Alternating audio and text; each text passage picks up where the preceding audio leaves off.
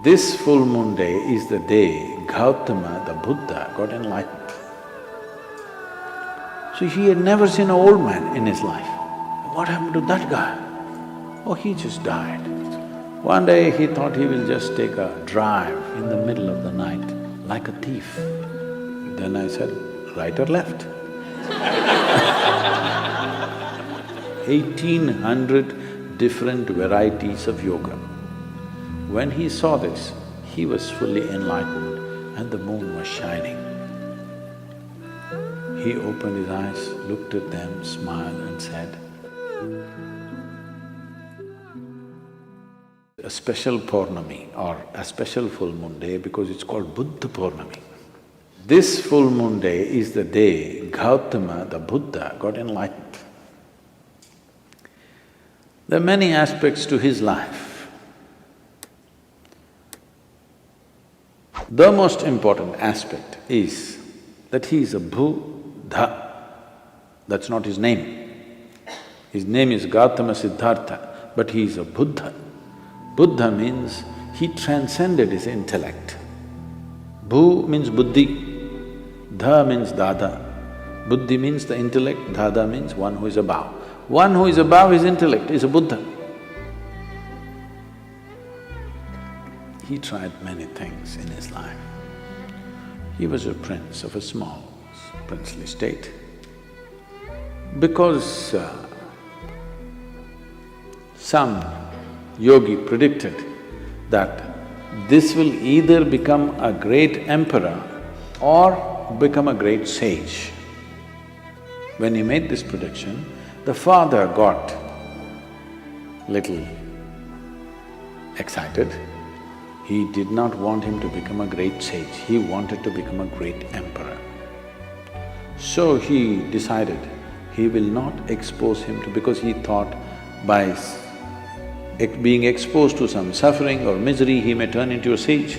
So he kept him in utter pleasure, the best of food, best of clothes, best of pleasures, everything. When he was 19 years of age, he got him married to a very pretty young woman, kept him in a palace secluded from the rest of the society where he lives in pleasure, never exposed to any kind of suffering. One day he thought he will just take a drive through the town. He asked his charioteer to take him across. So he was going and then he saw a man who was old, was going like this. So he had never seen an old man in his life. His father had protected him from all this. He said, what happened to him? So the charioteer said, oh, he's just an old man. How does it happen? He asked. He said, everybody gets old someday. He looked at himself, he was a nice youth. What, me also? He said, yes, everybody gets old. They live long enough, they get old. This was a realization for him, I will become like this. Then he saw a man lying on the street who was ill with something, not able to get up, in great suffering. He said, stop, what is this guy? What's he doing? He said, oh, he's sick, unfortunately. What does that mean? He said, the body, sometimes it gets sick. It can happen to anybody, it can happen to just anybody. Me, a prince, it can happen to me, it can happen to anybody. Then he said, oh, I can become like this. Then they were going further, he was completely disturbed by this. Then he saw a funeral. They were carrying a dead body of a man. What happened to that guy? Oh, he just died. What does that mean? That happens to everybody without exception. Then he said, what am I doing? Just eating, pleasures, nonsense, what am I doing with myself? And he struggled, he went into turmoil within himself. This suddenly being a prince and these pleasures and all this palace suddenly broke apart for him And he started looking, what is the point of all this? This is going to get old, this may get sick, for sure this will be dead. What am I investing my entire life in this? But by then he had an infant boy. He looked at his wife and his child, this loving wife and this lovely little baby. He could not leave. He struggled and struggled and struggled. By then, a little over 1.25 years passed. When the boy was 1.5 years of age, he could not hold it anymore. In the middle of the night, like a thief, without telling anybody, he slipped out of the palace and left for good. He went in search, I want to know the truth about this life. He went from school to school. These are times when different schools were established in India. At one point, there were over 1,800 schools. I'm saying not just institutions, 1,800 different ways of doing things, 1,800 different varieties of yoga. Not the kind that you're seeing in California, somebody doing like this, somebody doing like this, really intricate expressions. It is like how the medical science is becoming today. 25 years ago, you wanted a medical checkup, all you needed was your family doctor. Today, for every part of your body, there is a doctor. A few years ago, I had a knee injury. I was playing soccer and I broke something in the knee. And I was all packed up and I was speaking. That's how I got into golf, because of this knee injury. Somebody told me, gifted me a golf kit and said, Sadhguru, you're too old for any other game, you just play golf. So I was sitting there in Atlanta talking, speaking at a place. Then I was in pain, I couldn't even move. So when this is over, when I was speaking, one person raised his hand, I thought he wants a question. But then he said, Sadhguru, I would like to examine your knee after this is over, I'm a knee doctor. I said, come on, you're an orthopedic. He said, no, I'm a knee doctor. Then I said, right or left? Which one are you? So specialization is going. A time will come, probably in 50 years' time, if you want a medical checkup, you need 100 doctors to check you. By the time you get these 100 appointments, maybe you need an undertaker. Then it'll become ridiculous. Okay, you went to 3 doctors, all right. You went to 5 doctors, all right. If it becomes 50, 100 doctors for a medical checkup, it's become ridiculous, isn't it? This happened to yogic system. People started specializing in variety of small things. Each specialization has a whole thing by itself. Someone just came and told me they're a dentist, okay, I'm not speaking even of this thing. For example, dentistry, just 32 teeth, all right? They study for 9 years, 32 teeth. 9 years of study, still they don't know everything about it. That's the nature of creation. If you start studying one tooth at a time, you will see each one of them has something specific about it. Somebody can spend a lifetime of study just learning about one tooth. Just see if you had 32 dentists to look into your mouth. Disaster you are, isn't it?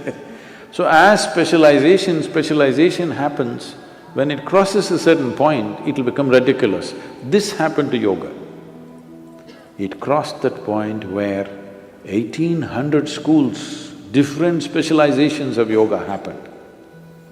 So that is when Patanjali came and kind of assimilated everything into Yoga Sutras to minimize this expanse that was growing endlessly. So when Gautama came, it was post-Patanjali, but still there were many things. So he went from school to school. He pursued 8 different forms of samadhi.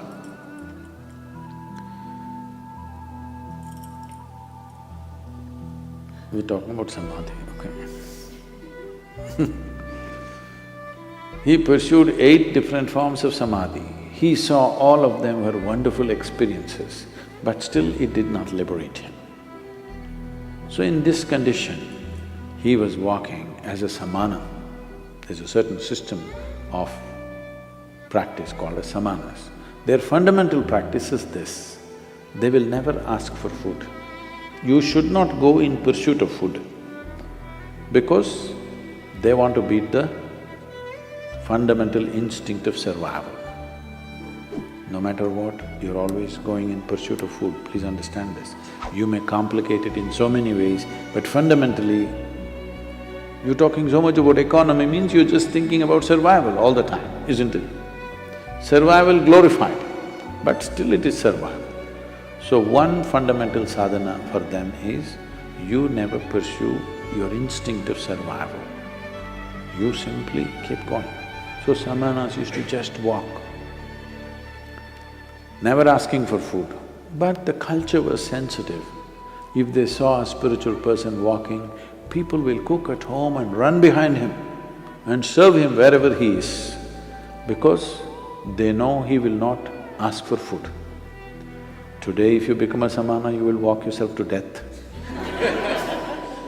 Those days, people were sensitive to his sadhana and responded. So, there were thousands of samanas walking the country. So Gautama became a samana. And even if you are not asking for food, you will walk near a town. So the food will come. But Gautama took it too seriously and just walked. He became all bones. Just bones and a bag of skin, like that he became. Then he came to a place where there was a river called Niranjana. Unfortunately, that river is gone now, no more river. Just about 18 to 20 inches of water, maybe moving little rapidly. He stepped into it, halfway down into the river, he did not have the energy to cross. There was a tree branch, a dead branch, he just held on to it. He doesn't have the strength to take the next step, but he's not the kind of man to let go. He held on, we don't know for how long, people say for a very long time. Maybe it was 2 minutes. When you're feeling so weak, those 2 minutes might have looked like many years. Then as he hung on, he just realized, what is it that I'm striving for? What is it I'm wandering the entire country, growing from school to school, learning this, learning that, what is it that I'm looking for? Then he realized, there's really nothing. This life is on. All I have to do is just take away the barriers which are not allowing me to experience this. When he realized that everything is within him, there's nowhere to search, suddenly he had the energy to take the next step and the next step. He crossed the river, came and sat down under that now very famous Bodhi tree, which has become more famous than the Buddha himself.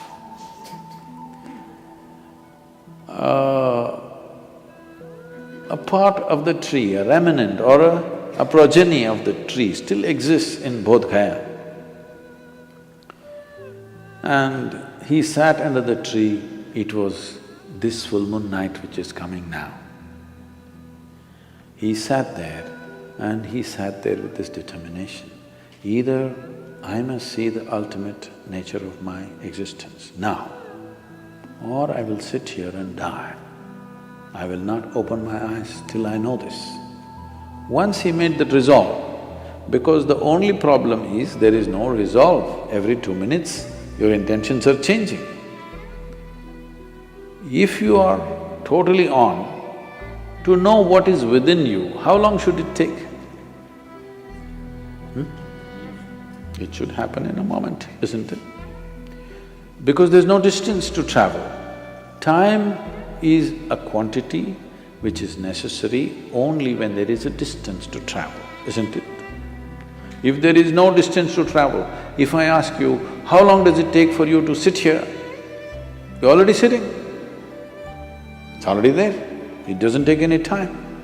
So you are already alive and on. It doesn't take any time for realization because you don't have to do anything particular. When he saw this, he was fully enlightened and the moon was shining. And he had not eaten for many months on end probably, years, actually 4 years he was a samana. And people around him, he had gathered about 5 disciples, I think. These guys thought he's real because he doesn't eat, he's really rigid. And they saw he's in some state, exuberant state, and they could see the light on his face. Then they were waiting for him to open his eyes and give the teaching. He opened his eyes, looked at them, smiled and said, "Cook something, let's eat." They were totally disappointed, they thought he's lost it.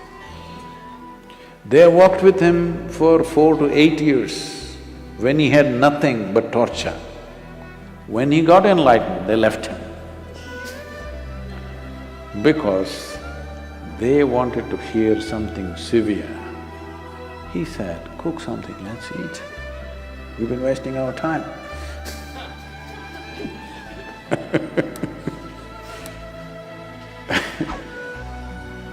There are many beautiful episodes in his life. We can make something wonderful happen. This same world can be turned into paradise if all of us go by a paradise plan, isn't it? Yes or no?